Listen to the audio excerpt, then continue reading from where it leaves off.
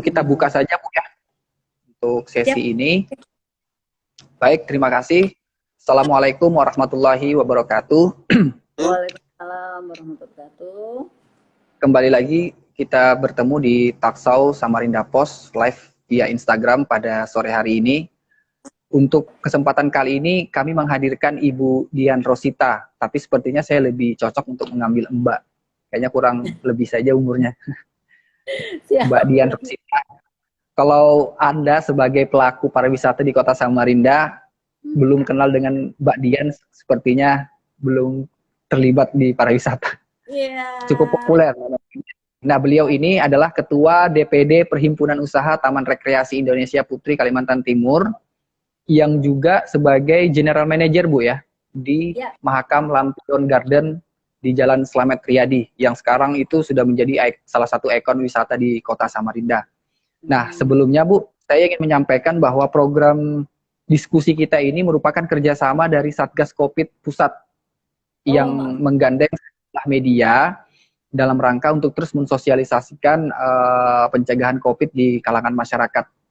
Dan kegiatan ini sudah berlangsung sejak Oktober lalu dan akan berlangsung untuk beberapa bulan ke depan.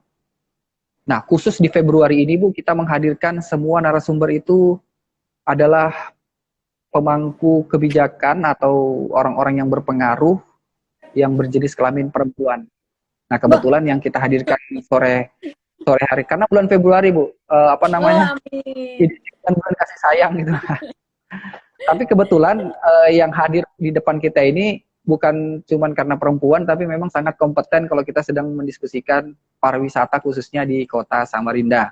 Nah, waktu yang tersedia, kalau dari agenda sebenarnya tinggal 6 menit. Tapi khusus Ibu Dian, kita bebaskan lah. Mungkin bisa 30 minimal, nanti kita bisa lanjut kalau diskusinya memang banyak hal yang memang perlu disampaikan lebih lanjut. Bu, ada 3 sesi yang kita akan bahas pada sore hari ini. Yang pertama, saya ingin Ibu Dian ini lebih menjabarkan peranan Perhimpunan Usaha Taman Rekreasi dulu, Bu. Jadi secara sebagai sarana sosialisasi dulu lah, berikut dengan potensi-potensi yang sudah dilakukan di beberapa daerah di Kalimantan Timur, khususnya di Samarinda. Nah, kemudian nanti kedua, kita akan membahas tentang kondisi pariwisata dan relaksasi pariwisata di tengah pandemi. Nah, ini akan sedikit panjang mungkin. Dan di sesi ketiga, kita ingin coba mensinkronkan program pemerintah pusat dan pemerintah daerah terhadap sektor pariwisata dan pelaku usaha wisata di Kota Samarinda. Nah, untuk itu kita buka di sesi pertama ini. Silahkan Ibu yang cantik ini menjelaskan kiprah Perhimpunan Usaha Taman Rekreasi Indonesia di Kalimantan Timur. Silahkan Ibu Dian. Terima kasih Mas Rahman. Mohon maaf teman-teman nungguin, tapi memang kita agak telat sedikit. Alhamdulillah kita dikasih waktu. Oke, saya mengenalkan diri saya dulu. Saya Dian Rosita, saya merupakan ketua dari Putri Perhimpunan Usaha Taman Rekreasi Indonesia, DPD Kaltim. Jadi memang Putri ini baru saja 3 tahun berdiri dan baru saja eksis sekitar 2 tahun ini gitu. Kita punya program yang sangat bagus sekali untuk Kalimantan Timur. Seperti yang kita tahu, selalu dipertanyakan pariwisata dan eksistensinya begitu ya. Juga dengan grade yang kita punya, kita juga belum bisa berkompetisi dengan teman-teman kita yang sudah di luar Jawa dan di pulau-pulau lainnya. Dan Putri di sini memang menjalin link dengan pihak-pihak luar supaya Kaltim segera mengejar ketertinggalan. Ya, seperti yang kita tahu, kita sendiri sudah mapping. Kenapa sih Kaltim itu masih belum bisa mengejar ketertinggalannya? Artinya kita pun juga udah punya solusi. Kita pun udah punya hal-hal yang kita analisa. Oke, karena ini kita belum melakukan hal ini. Mudah-mudahan dengan adanya Putri kita semakin semakin bisa bersatu. Kemudian kita juga bisa kita sudah link kita sudah dengan perhimpunan DPP pusat itu, kita dengan Borobudur, Taman Rekreasi, Taman Mini Indonesia, kemudian Ancol, ya istilahnya dari Sabang sampai Merauke, Putri sudah ada di situ, dan Kaltim sekarang itu sudah gabung dengan mereka. Jadi kita udah tahu grade-nya mereka seperti apa, dan kita akan mengejar ketertinggalan kita seperti itu, gitu. Ya. Kalau kerjasama antar daerah untuk mengembangkan destinasi di daerah tertentu itu sejauh mana, Bu? Karena kan seperti yang Ibu sampaikan tadi, Putri itu terbentuk di semua provinsi di Indonesia. Sejauh ini seperti apa? Ya, itu juga. Nah, jadi Putri ini organisasi yang memang kita bilang eksklusif ya. Jadi yang punya destinasi aja yang bisa masuk, gitu ya. Termasuk kita juga nanti terhadap objek dan potensi. Nah, untuk kerjasama itu sangat bisa dilakukan. Karena apa? Kayak misalnya Mahakam Lampion Garden juga bekerja sama dengan Putri Jawa Timur, ya kan, Jatim Park itu kita kerjasama dengan sana. Saya juga kemarin berusaha coba untuk bekerja sama dengan Putri Jawa Tengah, dan mereka welcome banget.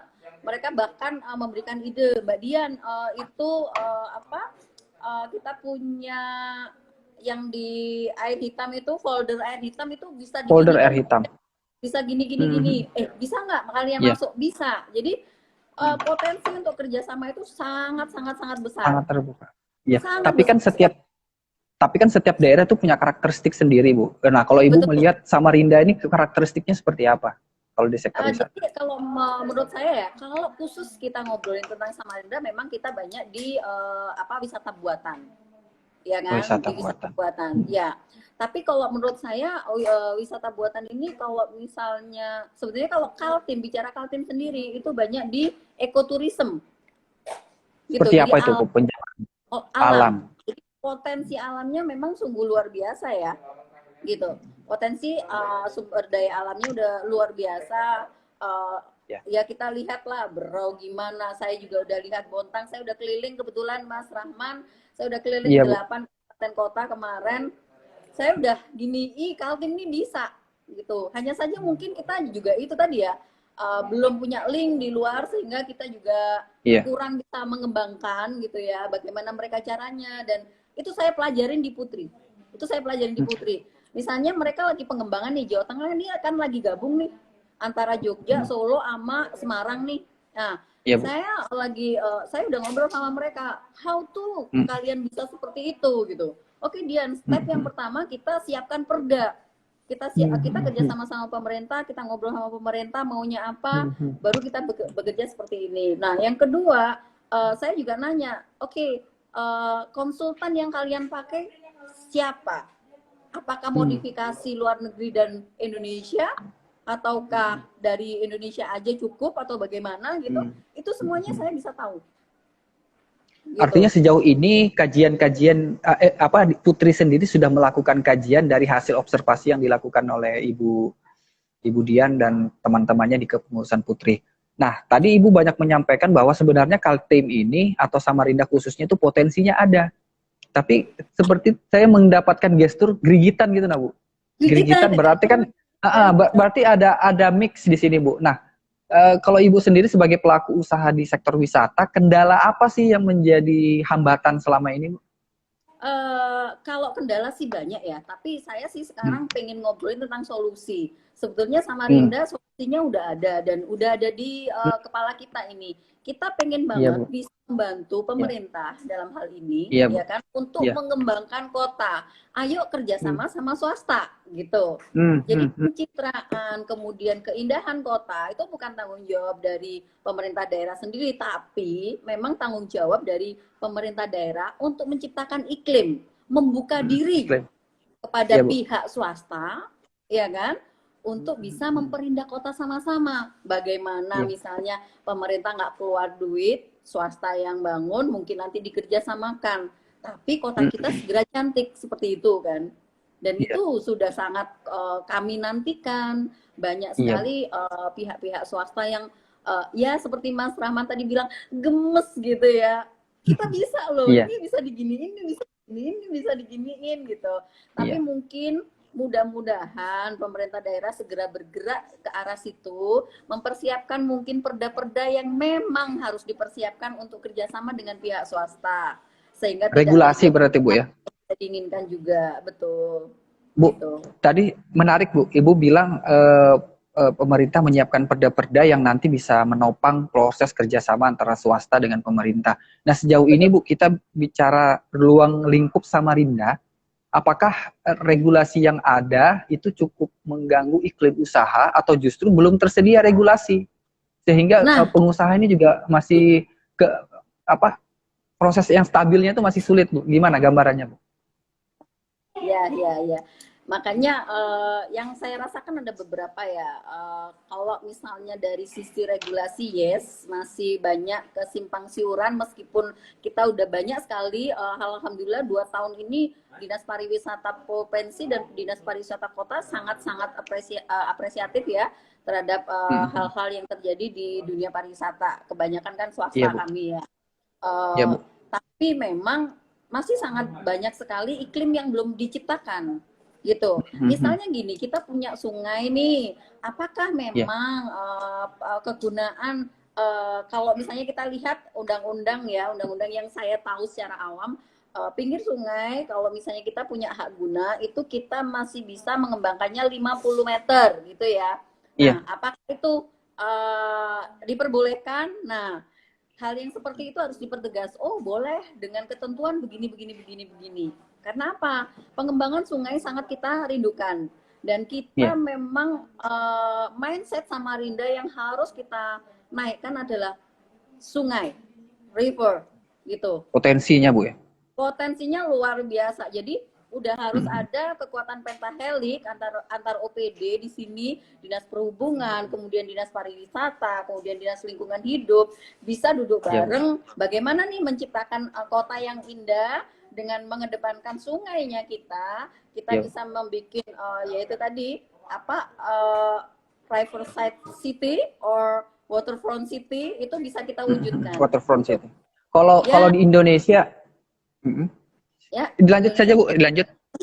Ya, kita sebetulnya Mahakam Lampion Garden ini merupakan satu-satunya aset daerah yang dikerjasamakan oleh pemerintah Kota Samarinda, gitu. Dan ini merupakan contoh yang baik, wujudkan untuk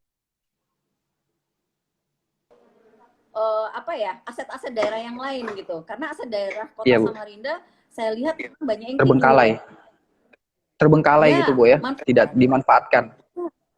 Betul, manfaatkanlah orang-orang swasta, manfaatkanlah anak-anak muda yang zaman now ini lagi kreatif-kreatifnya gitu kan. Dan saya sih berharap legalnya memang saya bisa mengerti bahwa di pemerintahan tidak semudah yang kita bayangkan di swasta ya. Prosesnya terlalu panjang Bu. Betul, tapi Kemon itu semuanya pasti bisa karena daerah-daerah lain bisa, kenapa kita enggak gitu ya. Segeralah dibikinkan yaitu tadi peraturan daerah atau MOU yang memang diperbolehkan secara legal di suatu daerah bisa terjadi begitu.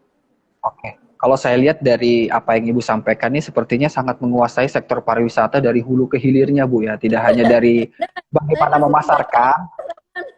Maksudnya sebagai pariwisata ini kan biasa kita dipusingkan dengan bagaimana memarketing gitu Bu, tapi kayaknya Ibu nih bisa menjelajah dari sisi hulunya, menyiapkan dari sisi regulasinya. Nah, kebetulan kan bulan ini kita akan berganti wali kota, berganti kepemimpinan. Mudah-mudahan itu juga akan sedikit membantu mempengaruhi meningkatkan sektor-sektor ini. Ada dua yang ingin saya tekankan ke pertanyaan ke Ibu. Yang pertama, tadi Ibu menyebutkan ada aset pemerintah yang tidak dimanfaatkan secara maksimal, khususnya di Samarinda. Tadi Ibu menyebutkan itu polder air hitam dan mungkin Sungai Mahakam.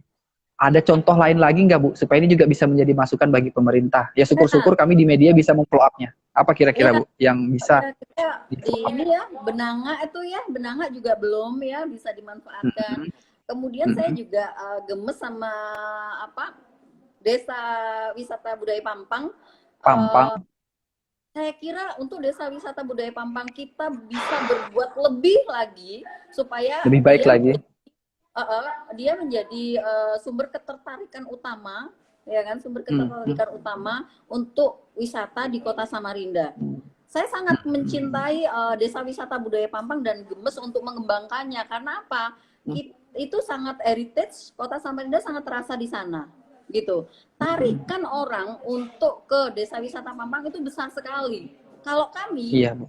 kami itu senangnya karena begitu mereka ke sana, pasti mereka ke tempat kita juga dong, gitu. Oh, koneksi, Jadi terintegrasi gitu loh. saya menjadi secondary, it's okay.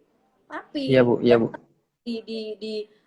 dikembangkan di sini adalah Desa Wisata Budaya Pampang, gitu.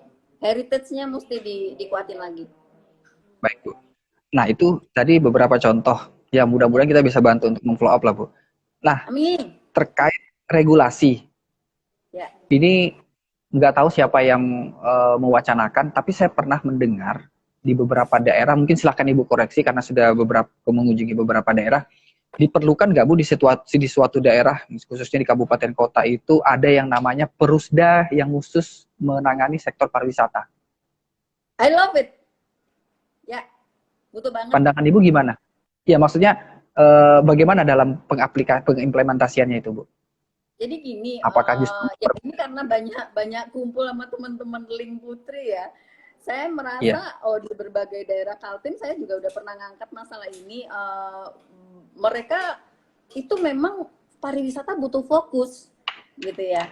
Ada dinas pariwisata yang memang memberikan pelatihan, kemudian pembinaan kepada kita. Tapi untuk pengelolaan kita belum ada, gitu. Pengelolaan yang kita bicarakan di sini ya. Nah, Perusda itu dibutuhkan sekali, tapi memang kita harus komit bahwa orang-orang yang masuk Perusda itu benar-benar orang yang komit terhadap pariwisata. Karena pariwisata ini apa ya, kalau saya bilang, karena saya udah di bisnis lama gitu ya, saya merasa pariwisata ini adalah sebagian adalah pengabdian gitu. Bukan hanya sekedar bisnis aja, karena kita lagi membangun ya di Kaltim ini. Jadi kalau memang ada Perusda, saya sih secara jujur memang maunya ya benar-benar orang yang masuk, orang yang kerja, orang pemikir, pekerja dan pelaksana, begitu. Bagaimana memasarkan, bagaimana memperbaiki sesuai dengan standar dari destinasi wisata, sebuah destinasi wisata. Itu. Ya, itu pertanyaan yang bagus banget Mas Rahman, karena kita bakalan panjang kalau bahas tentang itu gitu. Potensinya luar biasa, Bontang luar biasa, sangat tak luar biasa. Tapi kalau misalnya yang ngelola dinas pariwisata, ya kasihan mereka. Begitu. Iya, betul, Bu. Karena gitu. Saya lihat memang dinas pariwisata di sini kan ya agak kesulitan berkoordinasi dengan teman-teman di sektor wisata, karena harus diakui juga bahwa mengembangkan sektor wisata itu kan sama dengan mengembangkan bisnis gitu, Bu ya. Betul, itu betul sekali. Artinya dua hal yang berbeda ketika orang-orang dengan kompetensi di dinas pariwisata harus berhadapan dengan teman-teman yang pengusaha yang bergerak di sektor wisata. Mungkin di situ ada mix kali, Bu.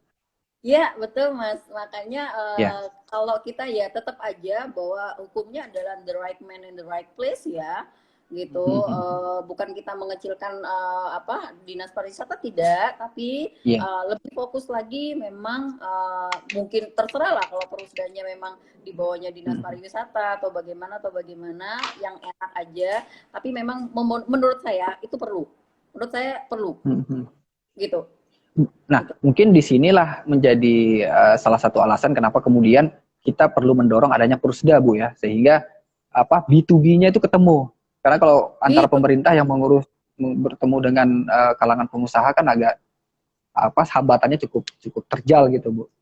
Nah, apalagi sekarang kalau kita lihat trennya, mungkin ini tren tidak hanya di tingkat lokal tapi juga menjadi tren di masyarakat dunia. Sektor pariwisata atau kebutuhan kita untuk berwisata itu kan sudah bukan menjadi kebutuhan tersier lagi. Mungkin dulu kami itu menjadi kebutuhan yang sangat mewah, tapi sekarang kan sudah menjadi kebutuhan dasar, Bu ya. Ya, kebutuhan pokok menurut saya. Ya, makanya saya heran. Ini tiga surat yang saya pegang ini, Nah, yang kita nanti akan bicarakan tentang keputusan gubernur, wali kota, dan iya, segala macam iya, yang iya Bu, dampak di wisata. iya, siap Bu. Kayaknya Ibu nggak sabar nih kita untuk Nah, memulai diskusi apa? tentang Ngeprint tentang sampai 3 pariwisatanya ini, sisi Mas pandemi. Rahman. Iya, 3 ini saya iya print Bu. nih. Siap, siap. Ini saya alokasikan waktu Yap. untuk diskusi yang sesi pertama ini kita sedikit mengeksplorasi potensi-potensi wisata di Samarinda dan Kalimantan Timur pada umumnya. Oke Bu, kita berarti sudah siap untuk di sesi kedua. Nah, sesi kedua ini kita membicarakan pariwisata, tapi dari sisi kondisi pandemi saat ini. Sebelum saya banyak bertanya ke Ibu, saya ingin mendengar keluhan Ibu sebagai pengusaha sektor pariwisata terhadap kondisi pandemi dan direlevansikan dengan kebijakan-kebijakan yang dikeluarkan pemerintah pusat dan pemerintah daerah. Waktu dan tempat saya persilahkan, Bu. Oke. Kalau tadi saya udah bersemangat banget ya ngejelasin tentang pariwisata Iya, gitu ya. Sekarang iya, saya menunjukkan wajah saya gitu ya. betul ya. Tentang kebijakan yang memang diambil beberapa waktu dari 1 tahun yang lalu sampai sekarang. Jujur, poinnya adalah sebetulnya semua lini bisnis sangat mendukung ya, sangat mendukung kebijakan yang diambil oleh pemerintahnya, gitu. Karena di situ kita hidup, di situ kita berusaha, di situ kita juga mengabdi, seperti itu ya. Jadi Iya, Bu. konteksnya bukan saya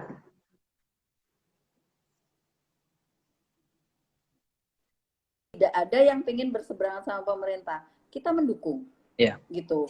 Tapi pertanyaannya adalah beberapa instruksi yang memang selalu terjadi itu selalu mengarah ke pariwisata, gitu, ke tempat hiburan, ke destinasi wisata, kemudian ke kafe-kafe dan sebagainya ya. Ini menjadi pertanyaan yang memang buat kami amankah kami hidup dengan di bisnis pariwisata? Mungkin itu pertanyaan yang sangat mendasar karena itu kita bicara tentang our life, jalan hidup yang memang kita ambil seperti itu ya. Iya. Nah, untuk Pak Gubernur nih tadi saya juga udah obrol mendengar di TV One bahwa sebetulnya Pak Gubernur ini tadi kalimatnya bahkan saya ketik ini, beliau itu bisnis, beliau tidak melarang secara ketat tapi menghimbau kepada mereka. Ini menculik kalimatnya Bapak ya. Bisnis untuk bisnis tidak bisa melarang secara ketat tapi menghimbau kepada mereka.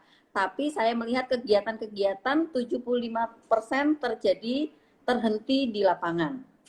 Nah, artinya kalau dari kalimat beliau di TV One, beliau ini hanya menghimbau sifatnya kalau di bisnis.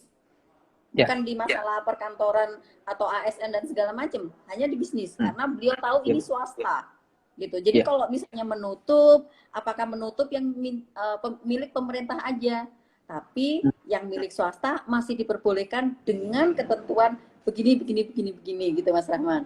Nah, kita kembalikan lagi sebetulnya solusinya itu sudah diberikan oleh kementerian, ya kan? Karena apa? Saat bulan mungkin sekitar November kita itu sudah diwanti-wanti tentang CHSE, ya kan? CHSE. Jadi, protokol kesehatan yang berbasis kepada cleanliness, kebersihan, kemudian health, kesehatan, safety, keamanan, dan environment sustainability ya.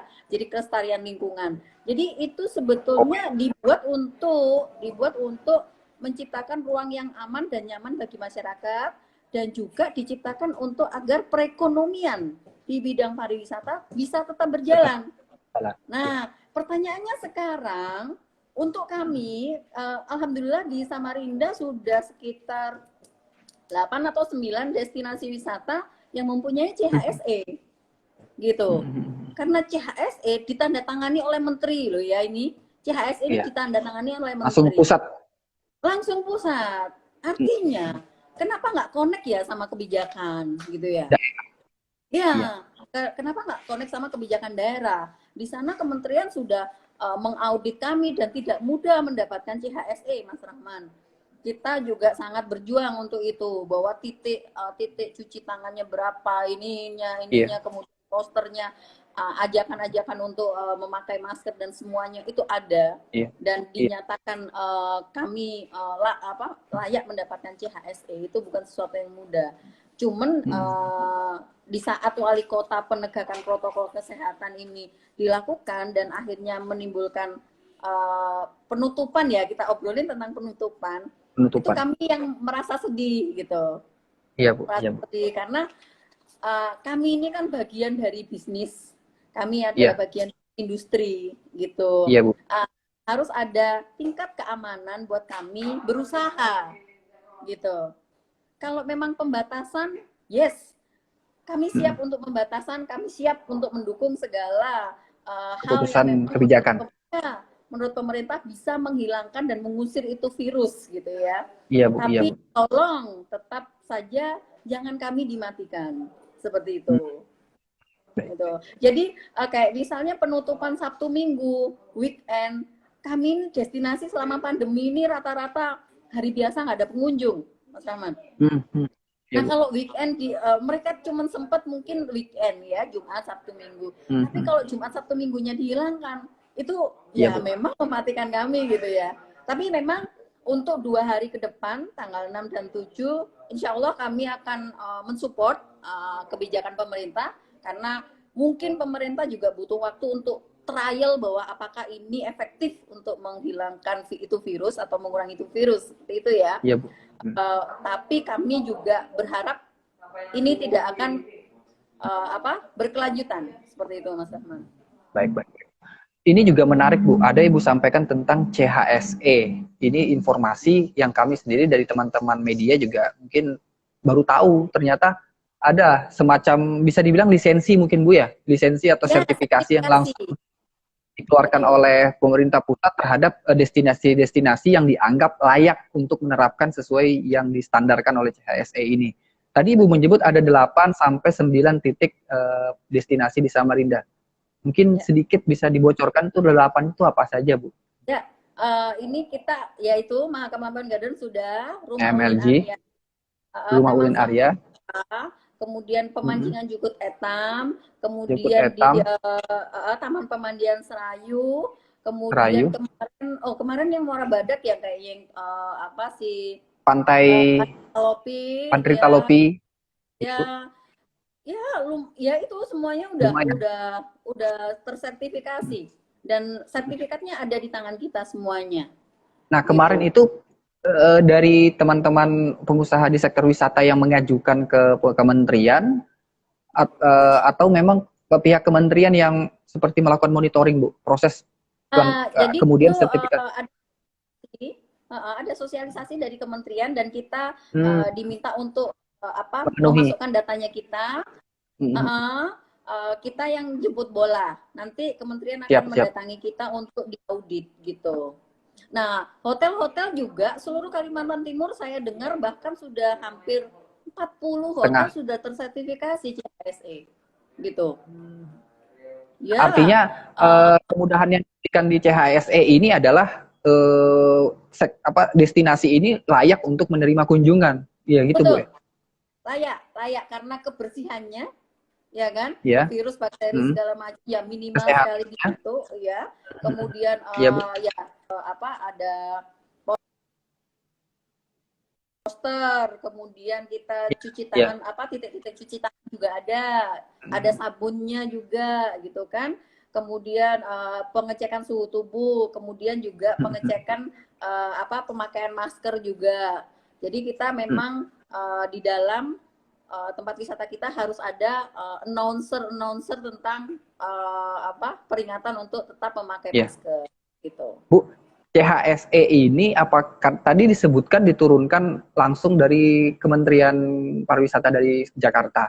Nah, saya khawatir justru pemerintah daerah, mungkin Dinas Pariwisata di Kalimantan Timur maupun di tingkat kabupaten kota justru tidak mengetahui ada CHSE ini, sehingga akhirnya operasi-operasi yang dilakukan di lapangan masih terus terjadi. Nah, saya melihat upaya-upaya operasi ini kan bagian dari penegakan disiplin protokol kesehatan. Tapi kan dampak psikologis yang dirasakan pengusaha pariwisata ini cukup mengganggu, apalagi ketika operasi dilakukan didatangi oleh aparat-aparat yang berseragam. Memang sih tidak ngapa-ngapain, tapi psikologisnya yang saya udah kita lihat. kemarin sekitar 2 hari yang lalu juga. I think Gitu. sebetulnya bagus gitu, hanya saja Betul. memang karena jumlahnya sangat banyak, gitu. Iya. Sangat banyak, itu bener. Secara psikologis orang udah duk gitu loh. Kita kan tahu bahwa sebetulnya kepolisian, kemudian tentara itu adalah pelindung masyarakat. Saya ngerti. Iya, betul, Bu. Hanya saja memang ada kalau di tempat kami kemarin alhamdulillah ramah beliau, hanya saja jumlahnya too much gitu ya. Tapi memang ada beberapa teman juga mendapatkan perlakuan yang lumayan tidak tidak ramah gitu ya, mungkin bentakan-bentakan, mungkin ya istilahnya ek yang berlebihan seperti itu sih, keluhannya teman-teman seperti itu gitu. Ya artinya kan bertolak belakang lagi Bu dengan upaya program yang sudah Ibu susun gitu. Nah, karena kan kalau kita bicara pariwisata kan bukan cuma destinasinya, tapi keramahannya juga sangat diperlukan. Ya. Oke, siap. Kita memang destinasi jualan hospitality ya, jualan hospitality, senyum sapa gitu ya. Tapi kita harap memang hospitality itu dimiliki oleh Kaltim ya. Kita dimiliki oleh Kota Samarinda ya. Karena apa? Salah satu perwujudan dari keberhasilan kita untuk nanti menciptakan destinasi wisata yang layak adalah masyarakatnya yang juga hospitality-nya bagus. Seperti itu. Jadi hospitality ini salah satu penarik wisatawan terlepas dari destinasi-destinasi yang disediakan di daerah tersebut mungkin Bu ya. Betul banget Mas Rahman. Bagaimana kalau misalnya kita merasakan sebuah hotel yang sangat menyambut kita dengan hangat, kemudian menanyakan kebutuhan kita dan segala macam, itu juga hospitality kan. Kita bisa nanti bisa membandingkan dengan hotel lain mungkin seperti itu. Wow, Samarinda sangat memberikan kenangan karena apa? Ini loh waitersnya itu kok ini banget gitu ya, care banget gitu ya, sehingga saya nggak merasa ada kesusahan di situ, misalnya seperti itu. Baik Bu. Nah, sedikit saya menyinggung tentang nilai penurunan Bu. Pandemi sudah berlangsung 1 tahun. Kita tidak tahu akan berapa lama lagi akan berlangsung pandemi seperti ini. Mungkin bisa sedikit dibocorkan tingkat penurunan yang dirasakan teman-teman di sektor wisata. Itu kalau angka mungkin agak rumit Bu ya. Tapi kalau dari persentase berapa kira-kira? Bisa dikatakan kita nurun 70% bisa ya. 70%. Kemudian dampak sosialnya Bu, misalnya pengurangan tenaga kerja. Pengurangan tenaga kerja yes ada. Hanya saja gini ya, impact dari kebijakan ini luar biasa loh, Mas Rahman. Betul. Iya. Ada beberapa waktu kita lockdown 3 bulan gitu ya, kita tahu bagaimana kita berdiri lagi gitu. Tapi kita berdiri kena kebijakan lagi, itu sebetulnya yang sangat lumayan bikin kita mendapatkan kesulitan karena rebrand itu susah ya. Buka itu susah, nggak semudah yang dibayangkan gitu. Semangatnya membuat semangat ini bangkit kembali itu juga susah. Gitu. Jadi kebijakan-kebijakan yang memang membuat kita agak galau ini adalah masalah penutupan. Sebetulnya di masa pembatasan kita harap juga kita bisa bekerja sama dengan pemerintah gini. Kenapa nggak kita coba mencari solusi lain nih? Solusi lain misalnya gini, selama ini kan pemerintah sistem pengawasannya razia secara dadakan nih. Gimana mungkin diciptakan satgas yang memang bertugas di masing-masing destinasi, kita juga nggak keberatan ya kan, untuk memastikan bahwa kita penerapan protokol. Betul Mas, jadi penerapan protokol ada, tidak merupakan suatu ancaman bagi Samarinda, kenapa enggak? Iya Bu. Gitu. Ya. Berarti teman-teman dari pelaku usaha di sektor wisata ini mungkin kurang dilibatkan atau tidak sama sekali dilibatkan dalam proses keluarnya regulasi atau kebijakan yang dikeluarkan oleh kepala daerah. Iya, tidak dilibatkan. Gitu. Tapi menurut saya sih Dinas Pariwisata sudah cukup bisa menjadi bisa menjadi Menjembatani. corong kita ya, bahasanya corong kali ya Mas ya. Corongnya kita untuk bisa menyampaikannya kepada pemerintah daerah. Gitu. Iya, Bu. Saya harap sih seperti itu, karena kita sudah berkeluh kesahnya kepada Dinas Pariwisata ke pemerintah daerah. Iya, Bu. Ya mudah-mudahan di tahun ini saya sih berharap ya bahwa semua stakeholder pariwisata kita kan ada ya sekarang organisasinya. Saya berharap banget untuk kepentingan kota kita lebih dilibatkan lagi gitu. Kita bisa lebih dilibatkan. Bu, ada poin menarik yang tadi Ibu sampaikan terkait rebranding yang dilakukan oleh teman-teman di sektor wisata. Jadi memang kalau dari pengamatan kami, setiap kebijakan-kebijakan baru yang dikeluarkan pemerintah terkait penerapan protokol kesehatan ini justru membingungkan teman-teman yang bergerak di sektor wisata.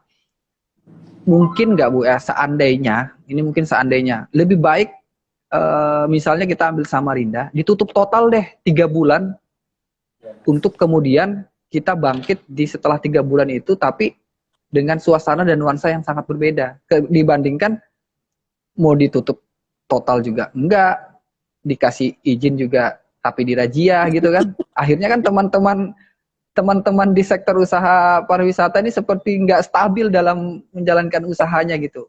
Betul. Makanya sebetulnya sebuah daerah, sebuah kota itu dilihat juga bagaimana kita mau berinvestasi kalau daerah tersebut tidak mensupport ya dari sisi iklim investasi di daerah tersebut juga. Itu juga berpengaruh banget bahwa aduh kayaknya sih kita di Samarinda ini berubah-berubah misalnya seperti itu gitu ya. Jadi Ya, agak kan itu juga menyebabkan salah satu usaha itu banyak tutup gitu ya. Siap. Makanya saya berharap banget dengan pemimpin yang baru nanti kita bisa mendapatkan ruang dan waktu ya kalau kita ngobrol ya. Ruang dan waktu kita nggak akan menyusahkan pemerintah, kita malah akan membantunya gitu. Membantunya kemudian kita juga akan ya ibaratnya kita bergerak bersama deh buat kota gitu kan. Nggak ada niatan kami untuk wah ini bakalan mempersulit, tidak. Karena keinginan kami memang pemerintah daerah bisa mensupport usaha kami di bidang pariwisata ini gitu. Makanya ya Ibu, itu tadi satunya CHSE dilihat dong, kita susah loh kemarin sertifikasinya dan itu untuk pemulihan ekonomi loh. Kok kita sekarang nggak dilihat ya gitu. Pertanyaan banget buat teman-teman. Kemarin itu kita bangga banget nih dapet CHSE gitu. Begitu kebijakan tuh pukul rata semua, kita juga wow, kemarin nggak punya CHSE cuma apa ya gitu. Akhirnya mengendurkan semangat teman-teman di pengusaha wisata Bu ya. Betul. Nah ini saya juga barusan menerima nih. Ini yang agak dari Dinas Perhubungan Provinsi. Dinas Perhubungan Provinsi. Gimana? Saya baca yang di poin 2, menghentikan kegiatan operasional angkutan darat, sungai, danau dan penyeberangan laut dan udara pada tiap hari Sabtu dan Minggu terhitung tanggal 6 Februari. Loh ini berarti pesawat nggak boleh mendarat nih di Kalimantan Timur. Nah itu nanti kami coba siap bantu untuk konfirmasi. Gitu. Iya Bu. Oke, ini agak-agak saya ngelihatnya mungkin ini akan menjadi bentuk totalitas dari pemerintah. Ya enggak apa-apa sih sebetulnya kalau memang mau dilakukan, tapi ya mudah-mudahan ini trial ini mendapatkan sesuatu, kemudian menganalisa sesuatu ya yang bermanfaat. Kalaupun enggak ya jangan diulangi lagi membuat treat yang seperti ini. Mungkin seperti itu. Siap. Kita mudah-mudahan pemerintah siap dengan treat yang lain. Yaitu tadi kami menawarkan diri gimana kalau misalnya kita bikin semacam satgas bersama untuk titik-titik yang memang menurut beliau atau pemerintah daerah itu adalah titik-titik kerumunan gitu.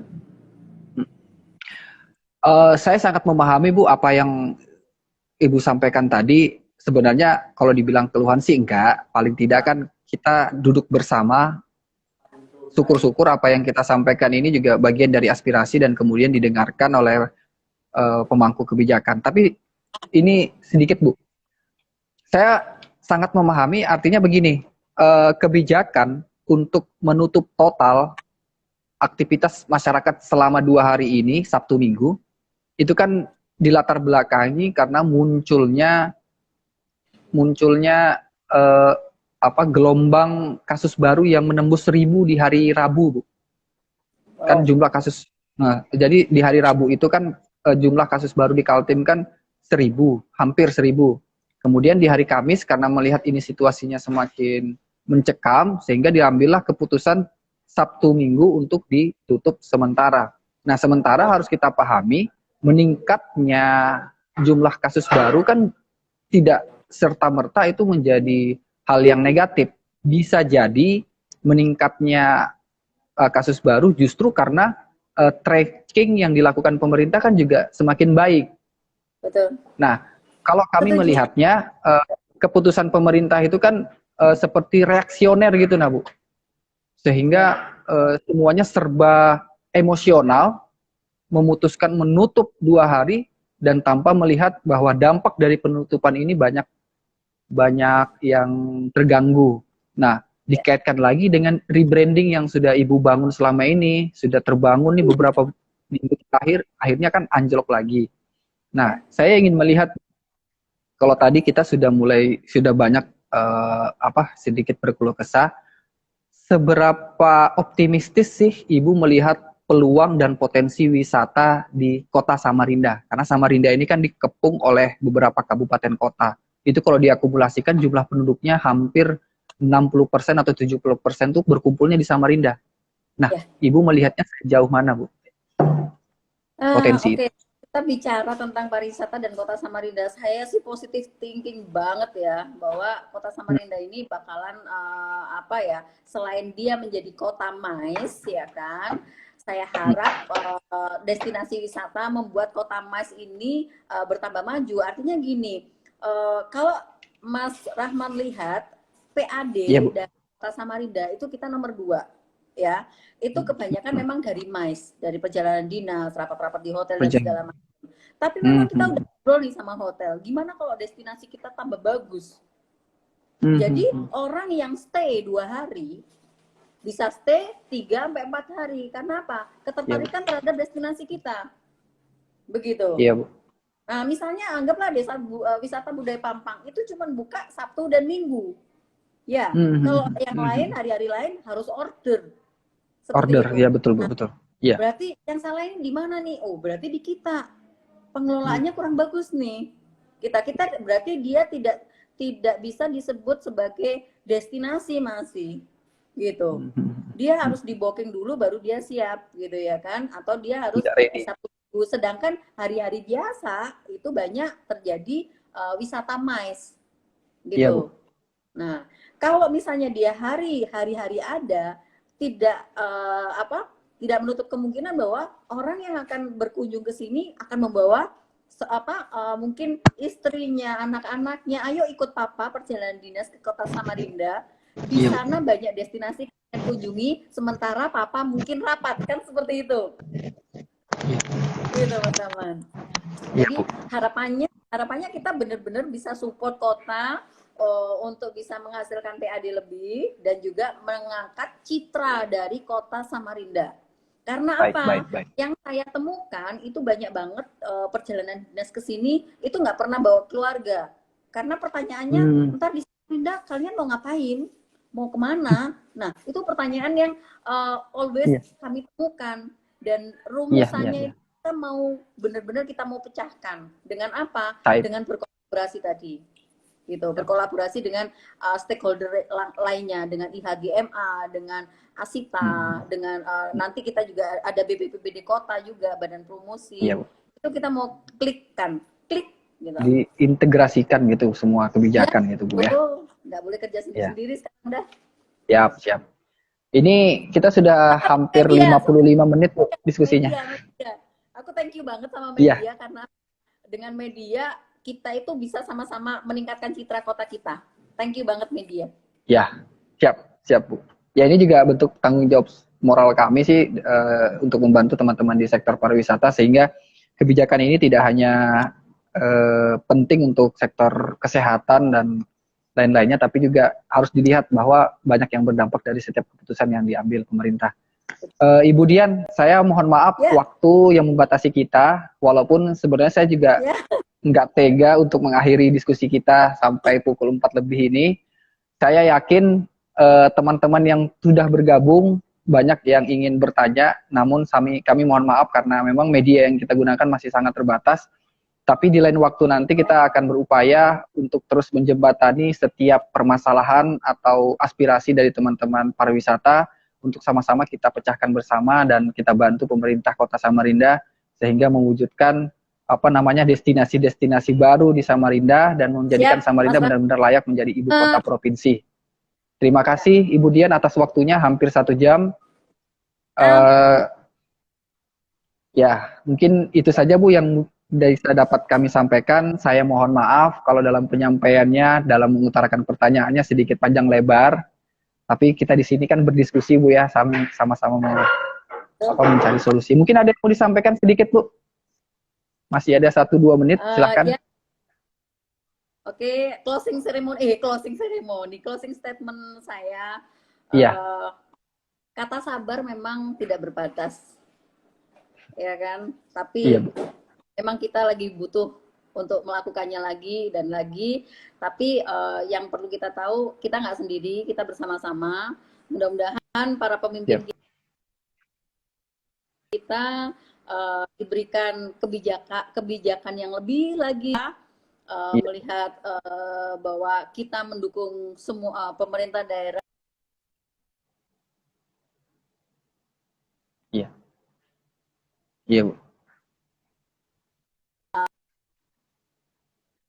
Siap.